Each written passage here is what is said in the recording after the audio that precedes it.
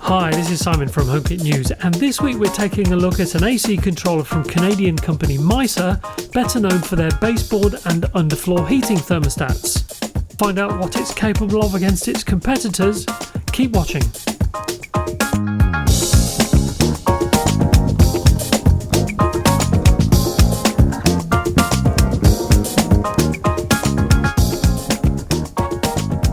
So here we've got the latest product from Mysa, and as already mentioned, this is a smart thermostat for ACs. It uses Wi-Fi, and if you've seen the company's products before, you can see on the box this looks very similar in design, although this works with a variety of AC units, which I'll touch on shortly.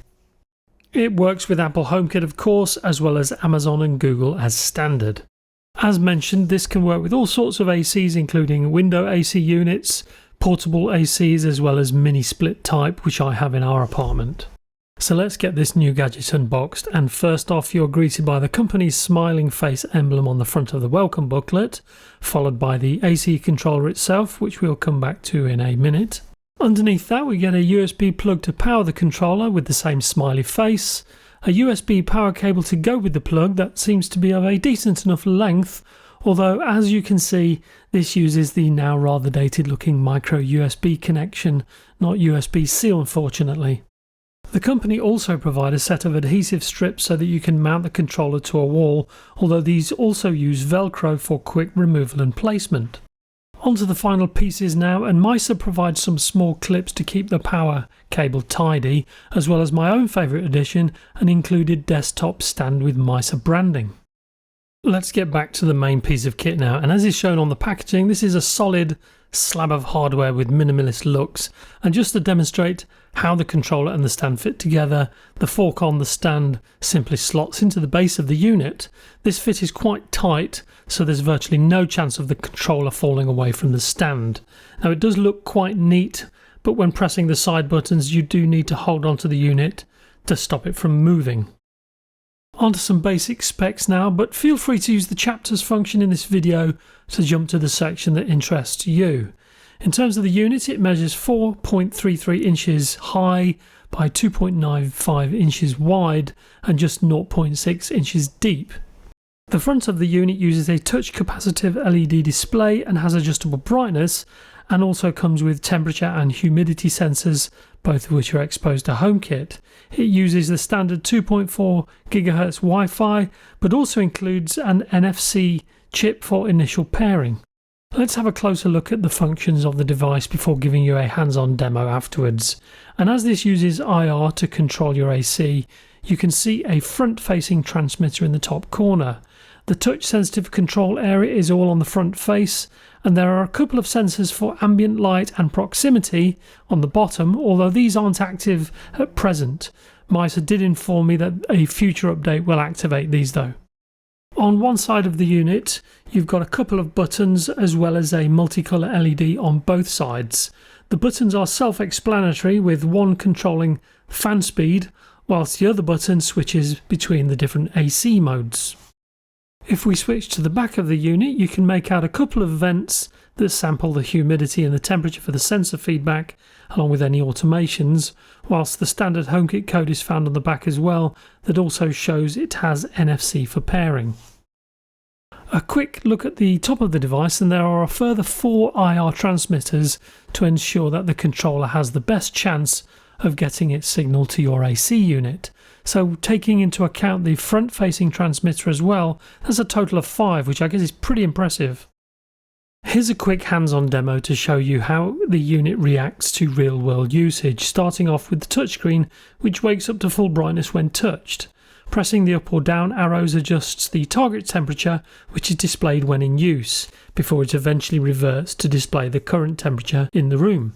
The physical side buttons allow for control of both the fan speed and the different modes which you cycle through with each subsequent press. Here you can see a letter on the display which shows you which particular mode you're in, which is also indicated by the colour LED at the side, so you always know what mode it's set to even if you turn the display off. Even though the buttons are useful, personally I would have preferred all controls to be on the front display, but that's just me. When it comes to the fan speed, this is displayed using different groups of dots, 2, 4 or 6, or the letter A to indicate the fan being set to auto. When it comes to app control in HomeKit and the Home app, the unit can display 1 or 2 tiles, which I'll explain shortly. Pressing the tile gives you access to the rotary dial and the modes, and you also get a separate slider for the fan speed, as well as a circular button below that sets the fan to auto.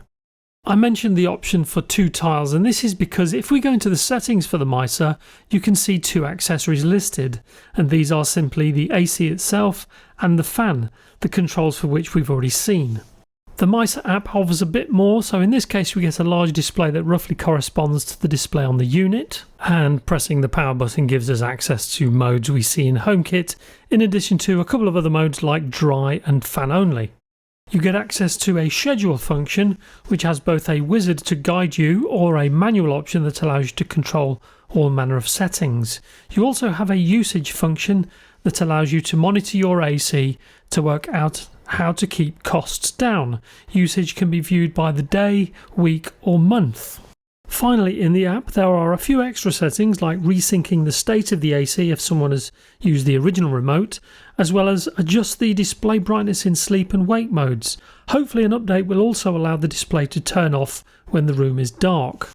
By way of a comparison, I've gathered some other AC controllers so you can see what the Miser has to offer, starting with the Aqara P3, which also acts as a Zigbee hub and an alarm system but doesn't offer auto mode. It also has no physical interface and will only work with Aqara's mainland China server. Next up is the Sensibo Air, which we recently reviewed. Now this also has no physical means of control but does offer auto mode. It also is the most expensive of all the controllers I'm listing today. The very first AC controller I bought is next, which is the Tado. Now this offers physical control but doesn't offer either auto mode or fan speed within HomeKit or the Home app, although it can be controlled to an extent on the device itself. And finally to the Miser, which has been covered extensively here. Now this misses one thing that some of the other devices do offer, namely oscillation control, which allows the blades on a mini split AC to direct the air more evenly. We're on the home straight now with the pros and cons section, and on this occasion there are a couple of cons, one of which may be redeemed with a future update, we hope. So beginning with the pros and starting with placement, it's great to see the Miser come with a solidly built stand for those that want a desktop solution. I also like the display and how it can be always on or dimmed when not in use, whilst also showing the current temperature.